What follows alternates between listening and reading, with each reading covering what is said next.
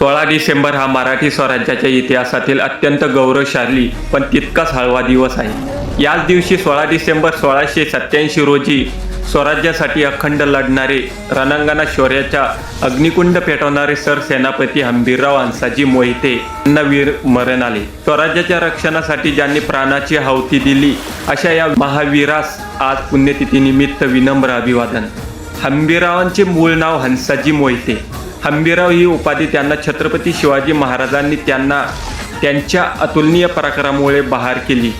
महाराणी सोयराबाई यांचे ते भाऊ असले तरी सरसेनापती त्यांना नात्यामुळे नव्हे तर असामान्य शौर्याच्या एकनिष्ठ स्वराज्य निष्ठेमुळे मिळाली। प्रतापगड खाली अफजल खानाच्या फौजेशी झालेल्या लढाईत त्यांनी शत्रू सैन्याची दणादण उडवली। त्या रणांगणात त्यांनी 600 पेक्षा अधिक शत्रू कापून काढले। पराक्रम इतिहासात अजरामर झाला। त्या लढाईत वापरलेले त्यांनी तलवार आजही प्रतापगडाच्या भवानी मातेच्या मंदिरात पाहायला मिळते। सरसेनापती प्रतापराव गुर्जर यांच्या निधनानंतर छत्रपती शिवाजी महाराजांनी हंबीररावावर स्वराज्याच्या सेनापतीची जबाबदारी सोपवली।